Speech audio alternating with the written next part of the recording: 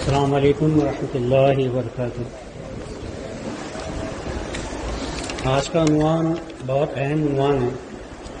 یہ پڑوسی کے حق کی باتیں ہے۔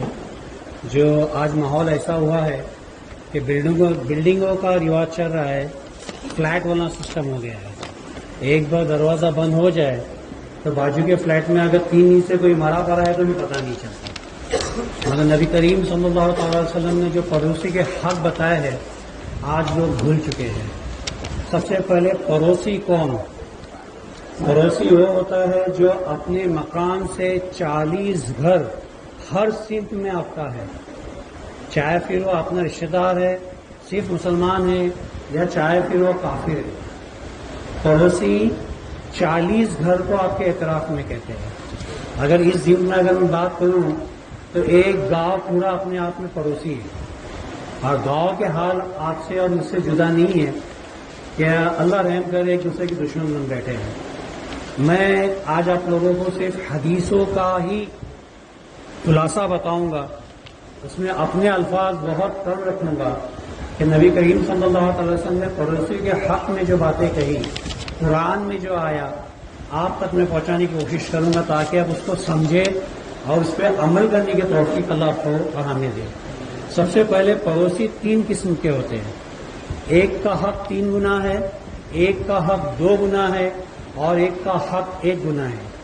3 گنا حقدار وہ ہے جو آپ کا پڑوسی بھی ہے، مسلمان بھی ہے، اور آپ کا رشتہ دار بھی ہے۔ تو آپ کے حق میں اس کے 3 گنا اس کا حق آپ پہ بنتا ہے۔ سب سے پہلے پڑوسی، پھر دوسرا مسلمان، تیسرا آپ کا رشتہ دار۔ ایک پڑوسی آپ پہ 2 حق رکھتا ہے، وہ ہے آپ کا پڑوسی اور آپ کا مسلمان۔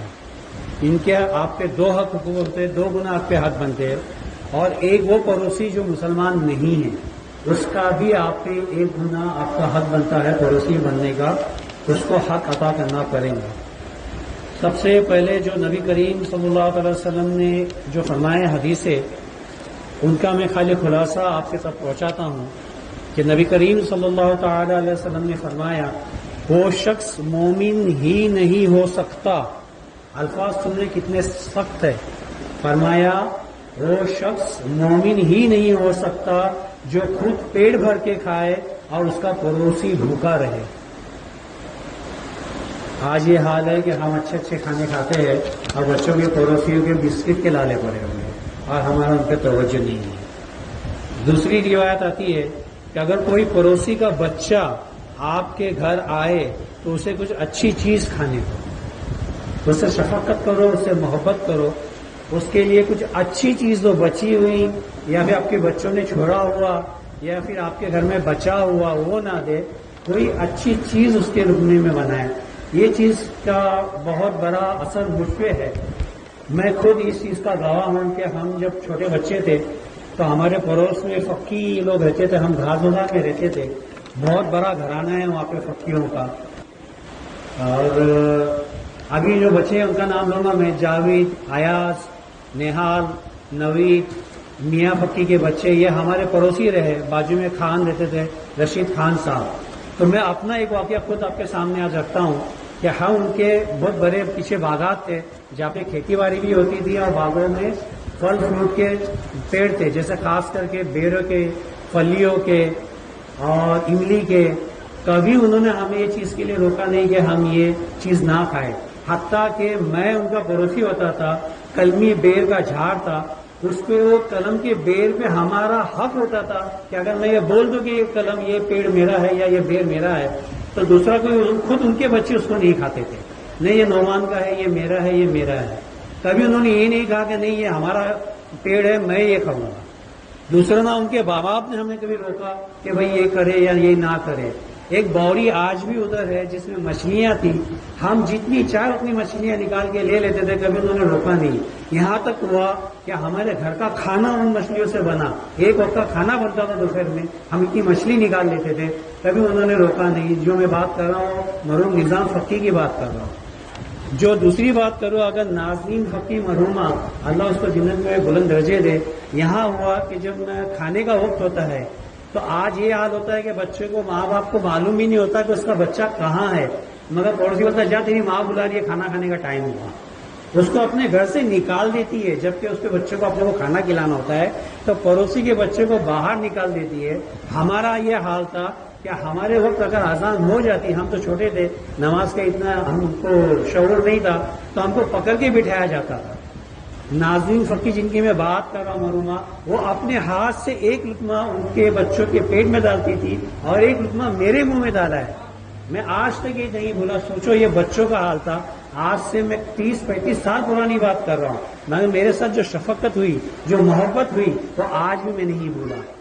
میری ماں آواز دیتی تھی نعمان آ جا، کھانے کا وقت ہوا، تو یہ ناظرین فقی مرحومہ کہتی تھی کیا تیرے گھر میں کھانا ہے؟ میرے گھر میں کھانا نہیں ہے، میرا بچہ کھانے بیٹھا ہے، تیرا بچہ بھی کھانے بیٹھا ہے، جا تو تیرا کھانا کھا، تیرا بچہ یہاں کھانا کھا رہا ہے۔ یہ ماحول رہا ہمارے پاس، اور آج ماں باپ کو معلوم ہی نہیں رہتا بچہ کہاں ہے، پڑوسی بولتا جا تیری ماں بلا رہی ہے، کھانا کھانے کا وقت ہو گیا۔ وہی حال تھا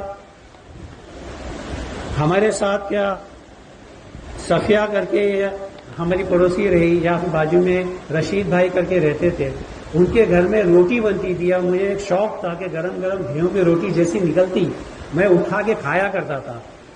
رشید چاچا کے یہاں، رشید خان کے یہاں پہ روٹی گرم بنتی تھی، 3-4 روٹی میں توے میں سے اٹھا کے کھا لیتا تھا، میں کبھی انہوں نے ایسا نہیں کیا کہ روکا ہو۔ تو یہ پڑوسی ہم کو ملے، آج ان کو یاد کرتے، ان کے لیے دعا کرتے۔ آج بھی میں ان کے لیے مغفرت کی دعا کرتا ہوں، آج بھی میں ان کے درجے بلندوں کی دعا کرتا ہوں کہ یہ پڑوسی رہے۔ تو کہ آج نہیں ہو سکتا یہ؟ آج یہ حال کیوں ہے کہ اذان ہوتی ہے، کھانے کا وقت ہوتا ہے تو پڑوسی کے بچوں کو نکالا جاتا ہے یہ بول کے کہ جا تیری ماں بلا رہی ہے، جبکہ اس کے ماں کو شعور بھی نہیں ہوتا کہ میرا بچہ کہاں ہے۔ یہ پڑوسی کا حق ہے۔ تیسرا عنوان یہ بتاؤں گا یا پھر حدیث کا مفہوم بتاؤں گا کہ جان لو پڑوسی کے عورتوں کی عزت و آبرو اسی طرح تم پہ لازمی ہے جس طرح اپنے گھر کی عورتوں کی۔ یہ آپ پہ حق ہے کہ اگر پڑوسی میں کوئی بچی ہے آپ کی عمر سے چھوٹی ہے تو وہ آپ کی بیٹی ہے، آپ کی ہم عمر ہے، چاہے وہ اس کی بہو ہے، اس کی بیوی ہے، اس کی ماں ہے، آپ کی ہم عمر ہے تو وہ آپ کی بہن ہے، اور اگر آپ سے بزرگ ہے تو اس کو ماں کا درجہ دینا لازمی ہے۔ آپ کے پڑوسی کے بہوؤں کی یا عورتوں کی عزت اور آبرو اسی طرح آپ پہ لازم ہے جس طرح کہ آپ کی عورتوں کا۔ یہاں عورتوں سے مراد 3 ہی ہوتے ہیں، بیٹی ہوتی ہے، بہن ہوتی ہے، ماں ہوتی ہے۔ اسی طرح پڑوس میں اگر کوئی چھوٹی عمر کی آپ کی پڑوسی ہے تو آپ کی بیٹی کی برابر ہے، آپ کی اگر ہم عمر ہے تو آپ کے بہن کے برابر ہے، اور اگر آپ سے بڑی ہے تو اس کا ماں کا درجہ ہے، اس کو ایسی رسپیکٹ دینا ہوگا آپ کو۔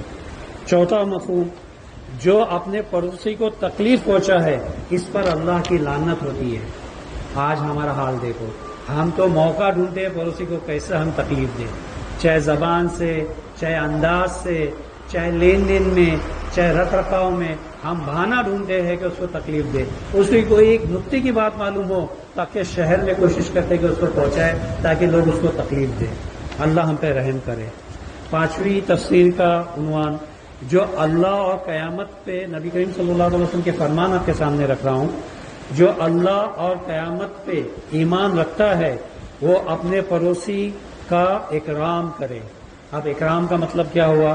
اس کے اچھے برے میں موجود رہے، اسے خوشی ملی ہے تو اس میں شامل رہے، اسے غم ہوا ہے تو اس کو ہمت افزائی دے، اس کے دین اور دنیا کی رہبری کرے۔ اگر نماز نہیں پڑھتا ہے تو نماز کی تلقین کرے، اپنے بچوں پہ اگر وہ دھیان نہیں دیتا تو بچوں پہ دھیان دینے کی تلقین کرے۔ اگر اس کے دنیاوی مسئلے مسائل ہے، قرضہ ہے یا لین دین ہے، آپ اس کی امداد کر سکتے ہو تو امداد کرے، یا اس کو کچھ اچھی صلاح مشورہ دے۔ یہ ہوتا ہے اکرام۔ 6ٹھی حدیث کا مفہوم، جو اپنے پڑوسی کو تکلیف پہنچائے اور دوسرا اس پر صبر کرے تو اللہ تعالیٰ صبر کرنے والے سے محبت کرتا ہے۔ اب یہ سامنے والے پہ آ گیا کہ اگر میرے کو کوئی تکلیف دے رہا ہے میرا پڑوسی، تو میرا کام ہے کہ میں اس سے جھگڑا نہ کروں، اس کی بدنامی نہ کروں، 4 لوگوں میں اس کو ذلیل نہ کروں، میں صبر کروں اگر مجھے اللہ کی محبت چاہیے۔ اس کا اجر میرے لیے آخرت میں بہت بڑا ہے، اور اللہ جس سے محبت کرتا ہے جان لو اس کی تعریف اپنے فرشتوں میں کرتا ہے، اپنے نیک بندوں میں کرتا ہے، اور اسے جنت میں جگہ دیتا ہے۔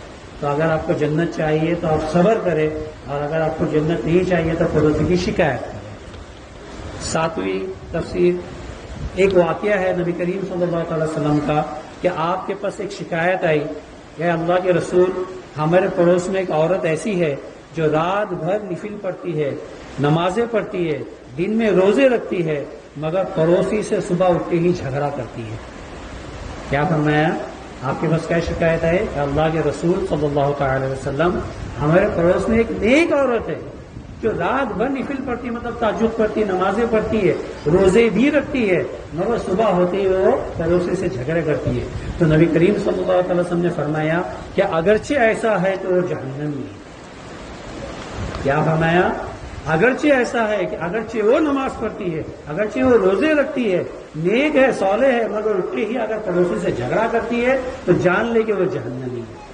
تو پڑوسی کا حق آپ سمجھے کہ اگر آپ کی اس کی ناراضگی ہے تو خاموشی اختیار کرے، اس سے صلاح مشورہ کرے، ورنہ خاموش رہے، اللہ سے محبت کی امید کرے، نہ کہ جھگڑے اور شکایت کرے۔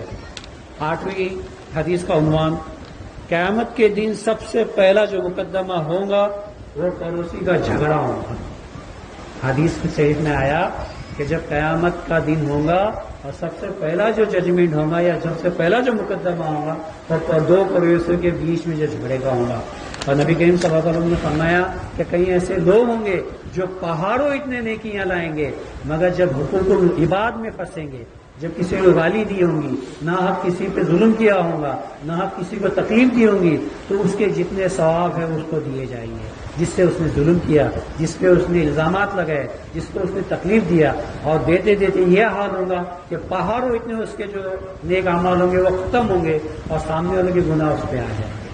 اگر کوئی کہے کہ میں خود گنہگار ہوں، میرے پاس کچھ نہیں ہے اور میرا پڑوسی میرے کو تکلیف دیتا ہے تو میرا کیا جانا ہے، تو جان لو کہ اس کے بدی تم پہ آئیں گی، اس کے بدی کم ہوں گے اور تم پہ آ جائیں گے۔ 9ویں حدیث کا عنوان، آپ صلی اللہ تعالی وسلم سے پوچھا گیا، میں چاہوں گا کہ اس پہ بہت توجہ دی جائے، یہ عنوان میرے پچھلے عنوان سے ملتا جلتا ہے، یہ حدیث اس کی تصدیق کرتی ہوئی ہے جو کہ میں نے پچھلے جمعہ کو کہا۔ سنیے، نبی کریم صلی اللہ تعالی علیہ وسلم سے پوچھا گیا، اے اللہ کے رسول صلی اللہ تعالی وسلم، سب سے بڑا گناہ کون سا ہے؟ سب سے بڑا گناہ کون سا ہے؟ آپ صلی اللہ تعالی وسلم نے فرمایا شرک۔ شرک سب سے بڑا گناہ ہے، اللہ کے سوا کسی کی عبادت کرنا، اپنے مالک کو چھوڑ کے کسی اور کی عبادت کرنا، یہ سب سے بڑا گناہ ہے۔ پوچھا گیا پھر اس کے بعد کون سا بڑا گناہ ہے؟ آپ صلی اللہ تعالی وسلم نے فرمایا بچوں کو تنگی کے سبب قتل کرنا، جو آج عام ہو رہا ہے، ابارشن، صرف اس لیے ابارشن کرنا کہ آپ کی تنگستی ہے۔ جان لو ہر بچہ اپنا اپنا رزق لے کے آتا ہے۔ دوسرا، یہ سب سے بڑا گناہ ہے کہ بچوں کو تندرستی کے سبب قتل کرنا۔ پوچھا گیا اس کے بعد کون سا بڑا گناہ ہے؟ نبی کریم صلی اللہ علیہ وسلم نے فرمایا کہ پڑوسی کے بیوی سے زنا کرنا۔ پڑوسی کا حق سمجھو، سب سے بڑے گناہ میں یہ آتا ہے کہ آپ، اس کا مطلب یہ نہیں کہ آپ دور جا کے زنا کرو، زنا ویسے ہی سب سے بڑا گناہ عظیم ہے، مگر اس پہ سختی یہ ہے کہ وہ پڑوسی کی کوئی بچی ہو، کوئی بیوی ہو، یا کسی کی بہن ہو، کسی کی بیٹی ہو، پڑوسی کے عورت سے زنا کرنا سب سے بڑا گناہ ہے۔ اور اللہ معاف کرے، آج پڑوسی میں جھانکا جاتا ہے، ان کی گندگی دیکھی جاتی ہے، تو کوشش کی جاتی ہے کہ اس کے میں نقص دیکھو، اس کی خوبصورتی دیکھو۔ اللہ معاف کرے، اللہ معاف کرے، یہاں تک کے معاملے آئے ہیں کہ کیمرے لگائے گئے ہیں پڑوسی میں۔ جان لو یہ بہت بڑا زنا ہے، اس کی گناہ اس زنا سے بھی بڑی ہے جو کہیں اور ہوتا ہو۔